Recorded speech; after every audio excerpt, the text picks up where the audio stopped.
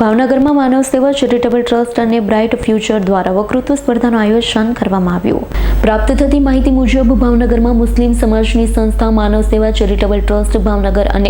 Bright future દ્વારા મુસ્લિમ સમાજના બાળકો માટે ભાવનગરના ગૌરી શંકર વિરજીની વાડી ઇમામવાડા મસ્જિદની બાજુમાં વડવા ખાતે વક્તૃત્વ સ્પર્ધાનું આયોજન કરવામાં આવ્યું છે। મુસ્લિમ સમાજના દીકરા અને દીકરીઓ દ્વારા મુસ્લિમ સમાજના આઝાદીના લડવૈયા વિશે વક્તૃત્વ સ્પર્ધાનું આયોજન કરવામાં આવ્યું હતું। ભાવનગરના મુસ્લિમ સમાજના આગેવાન, ઉદ્યોગપતિ, સામાજિક કાર્યકર અને મુસ્લિમ સમાજના યુવાનો, મુસ્લિમ સમાજની મહિલાઓ બહોળી સંખ્યામાં ઉપસ્થિત રહી હતી। વક્તૃત્વ સ્પર્ધામાં ખાસ ઉપસ્થિત મહેમાન તરીકે ધારાસભ્ય ઇમરાનભાઈ ખેડાવાલા, પૂર્વ ધારાસભ્ય ગ્યાઝુદ્દીનભાઈ શેખ, કોર્પોરેટર મોહતરમા શબાના શેખ ખોખર, મુસ્લિમ એકતા મંચના ઇમ્તિયાઝભાઈ પઠાણ ખાસ હાજરી આપી તમામને સ્વાગત માટે વહોરા સમાજના બેન્ડ આકર્ષણનું કેન્દ્ર બન્યા। કાર્યક્રમમાં પધારેલ મહેમાનોએ મુસ્લિમ સમાજને એજ્યુકેશન અને મુસ્લિમ સમાજના દીકરા દીકરીઓ આગળ કેમ વધે તે માટે ખાસ મોટિવેશન સ્પીચ આપી હતી। વક્તૃત્વ સ્પર્ધામાં ભાવનગરના મુસ્લિમ સમાજના 100 જેટલા દીકરા દીકરીઓએ ભાગ લીધો છે, જેમાં ફાઇનલમાં 18 દીકરા દીકરી આવ્યા। પ્રથમ 3 નંબર મેળવનાર દીકરા દીકરીને મોમેન્ટો આપી સન્માનિત કરવામાં આવ્યા। અન્યને પ્રોત્સાહિત ઇનામો આપવામાં આવ્યા છે।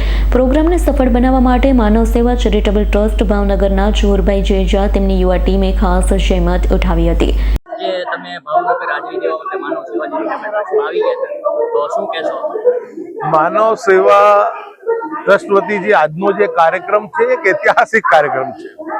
કે દેશની સ્વતંત્રતાની અંદર મુસ્લિમ સમાજ અને ઉલમાએ ઇકરામે જે ભૂમિકા ભજવી હતી કે લગભગ 57,000 કરતા વધારે તો ઉલમાએ ઇકરામની અંદર પોતાની શહાદત વારી હતી અને લાખો મુસ્લિમ સમાજના લોકોએ આપણા હિન્દુ ભાઈઓની સાથે ખભેથી ખભો મેળવીને જે એને કહેવાય કે એક સ્વતંત્રતાની જે લડાઈ લડી અને ભેગા સૈયારા જે બધાએ કુરબાનીને શહાદત આપી અને અંગ્રેજોના હાથમાંથી આ દેશને મુક્ત કરાવ્યો, એ ઇતિહાસને ઉજાગર કરવા માટેનું આ કાર્યક્રમ હતું અને બહુ જ એક ઉમદા કાર્યક્રમ જેને કહેવાય કે જે રીતના દીકરીઓ અને દીકરાઓ જે રીતના એમને ઇતિહાસનું વર્ણન કર્યું, હું માનું છું કે એક લાજવાબ આજના કાર્યક્રમની એ સફળતા છે। અને આજે લોકોને ઘણા બધા કિસ્સા તો એવા કિસ્સા છે કે અમારા જેવાને પણ ધ્યાન પર એ વાત નહોતી, જે વાતો આજે જે અમે બાળકો પાસેથી સાંભળી અને અમને પણ ઇતિહાસની અંદર જે અમારી જાણકારી હતી એની અંદર અમારા પણ એની અંદર આજે ઉમેરો થયો છે। એટલે અમે આજે ઝહુરભાઈ જેઝા અને એમની જે ટીમ છે એમણે જે આ કાર્ય કર્યું છે એ હું કાર્યને અમે બિરદાવીએ છીએ અને અમે એમને ખૂબ ખૂબ લાખો એમને સલામ કહીએ છીએ કે આવા જ જે ચેતના જગાવવાના કાર્યક્રમ અને એની અંદર કેટલા સરસ રીતે જે ઉલ્લેખ કરવામાં આવ્યા કે હિન્દુ મુસ્લિમ એકતાની પણ વાત કરવામાં આવી, તો હું માનું છું કે દેશની અંદર જે અત્યારે કોઈ વસ્તુની જરૂર હોય તો એ છે જે ભાઈચારાની જરૂર છે। જે રીતે સ્વતંત્રની લડાઈ આપણે હિન્દુ મુસ્લિમ સાથે ભેગા મળીને લડ્યા હતા, એ જ રીતના આજે પણ આ દેશની એકતા, અખંડિતતા અને ભાઈચારાને બચાવવા માટે આપણે હિન્દુ મુસ્લિમ સમાજે સાથે મળીને આગળ આવવું પડશે। ઇમ્તિયાઝભાઈ, ખાસ આજ તમે જે માનવ સેવા ચેરિટેબલ ટ્રસ્ટના પ્રોગ્રામમાં ભાવનગર ખાતે હાજરી આપી, તો શું કહેવા માંગશો? આજે માનવ સેવા ચેરિટેબલ ટ્રસ્ટ દ્વારા ભાવનગર ખાતે એક એવો અનોખો કાર્યક્રમ યોજવામાં આવ્યો કે જેમાં મુસ્લિમ સમાજના બાળકો દ્વારા સ્વાતંત્ર્ય સેનાનીઓએ જે ભારતની આઝાદીની અંદર જે યોગદાન આપ્યું છે અને તેમાં એમના યોગદાનથી શું શું ફાયદા થયા તેના ઉપરનો એક ડાયલોગ, એક વિચાર, એક ચર્ચા, એક નિબંધ જેને કહી શકાય, એક પ્રવચન જેને કહી શકાય, એ આપી અને એના હેતુ રૂપે આજે મુસ્લિમોએ ભારતની આઝાદીની અંદર કયા લેવલનું યોગદાન આપ્યું છે એને સમાજ સામે મૂકવાનો પ્રયત્ન કર્યો। સાથે સાથે આ યુવાનો, આ બાળકો, આ મા બહેનો જેમણે એમાં ભાગ લીધો હતો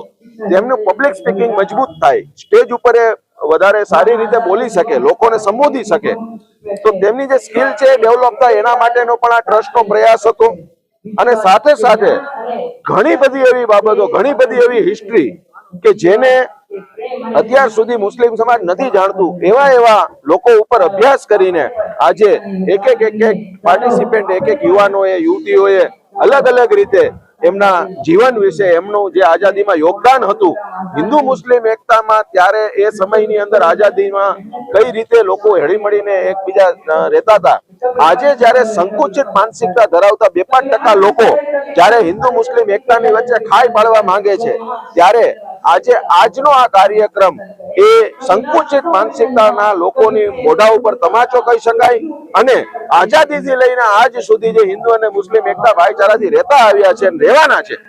એને વધુ મજબૂત થઈ શકે અને આઝાદીની લડાઈથી લઈ અને અત્યાર સુધીમાં સ્વાતંત્ર્ય સેનાનીઓએ જે યોગદાન દેશ માટે આપ્યું છે તેને લોકોની વચ્ચે સમાજની વચ્ચે મૂકવા માટેનો આજનો આ પ્રયત્ન હતો. માનવ સેવા એજ્યુકેશન ચેરિટેબલ ટ્રસ્ટને અમે ખૂબ ખૂબ અભિનંદન આપીએ છીએ. સૌથી પહેલા તો આજે ભાવનગરના અંદર માનવ ચેરિટેબલ ટ્રસ્ટ દ્વારા આયોજિત આ કાર્યક્રમના અંદર દેશના ઇતિહાસના અંદર દેશની આઝાદીમાં મુસ્લિમ સમાજનો કેટલો યોગદાન છે તેના માટેનું વક્તૃત્વ સ્પર્ધા હતી અને અલગ અલગ બાળકોએ અહીંયા સ્ટેજ પર આવીને મુસ્લિમ સમાજના જે ઉલમાઓ અને મુસ્લિમ સમાજના જે શહીદ થઈ ગયા છે એ લોકોનું કેટલો યોગદાન હતું તે અંગેની વાત સ્ટેજ પરથી કરી છે. આજે દેશના અંદર જે પ્રમાણે એક નફરતનો માહોલ હોય છે ત્યારે એકતાની વાત આજે આપ જોઈ રહ્યા છો કે આ ભાવનગર શહેરના અંદર અને આ જે જગ્યા છે અત્યારે આ ગૌરીશંકરની વાડીના અંદર એક મુસ્લિમ સમાજનો કાર્યક્રમ થઈ રહ્યો છે. આ દેશની એકતા છે, આ ગુજરાતની એકતા છે, આ જ મારું ગુજરાત છે. તો આજે જે પણ કોઈ વાત કરતા હોય કે હિન્દુ મુસ્લિમની વાત કરતા હોય પણ આજે પણ હું સમજુ છું કે દેશના અંદર જે પણ સેક્યુલર ભાઈઓ છે, અમારા હિન્દુ સમાજના ભાઈઓ છે, આજે પણ તમામ મુસ્લિમ સમાજ સાથે રહીને હળી મળીને આજે પણ રહે છે અને ગુજરાત અને ભારત દેશ માટે કામ કરે છે. આજે દેશના ઇતિહાસના અંદર જે કંઈ આજે જે બાળકોએ સ્પીચ આપી એ ખૂબ જ જાણવા મળ્યું કે દેશના ઇતિહાસના અંદર દેશની આઝાદીના અંદર દેશને આઝાદ કરાવવામાં અંગ્રેજો સામેની લડાઈના અંદર જે મુસ્લિમોએ મોટા મોટા ઉલમાઓએ જે શહાદત પહોરી છે આજે આપણે યાદ કરીએ છીએ. એમાં મહિલાઓ હોય, ઉલમાએ દીન હોય અને કેટલા અનગણિત લોકો છે જેણે પોતાની જાનની કુરબાની આપીને દેશને આઝાદી મળી છે. આજે આપણે સૌ આપણો ભારત દેશ મજબૂત બને, ગુજરાત મજબૂત બને અને આપણે સૌ સાથે મળીને આ જ પ્રમાણે આગળ વધીએ. એજ્યુકેશનની વાત હોય તો એજ્યુકેશનના અંદર પણ આજે જોઈએ તો ગુજરાત ખૂબ આગળ વધી રહ્યું છે. આજે મેડિકલ ક્ષેત્રે પણ ગુજરાત ખૂબ આગળ વધી રહ્યું છે અને આજે આપણે જોઈએ છીએ કે અલગ અલગ સંસ્થાઓ તરફથી જે સ્કૂલો આજે ખોલવામાં આવી રહી છે, અલગ અલગ સંસ્થાઓ તરફથી મેડિકલ હોસ્પિટલો ખોલવામાં આવી રહી છે, એ ખૂબ જ પ્રશંસનીય છે અને આવનારા દિવસોમાં આ જ પ્રમાણે ગુજરાતનું એજ્યુકેશન વધતું રહે. જે પણ આજે આપણા યુવાનો છે, યુવાનોને મારું ખાસ એ જ આહવાન છે કે આવનારા દિવસોના અંદર દેશ માટે, ગુજરાત માટે આપણે અને ખાસ કરીને યોગદાન આપો. ઇરફાન સોલંકીનો રિપોર્ટ, S9 ન્યૂઝ, ભાવનગર. અમારી તમામ માહિતીથી અપડેટ રહેવા માટે જોડાયેલા રહો S9 ન્યૂઝ સાથે.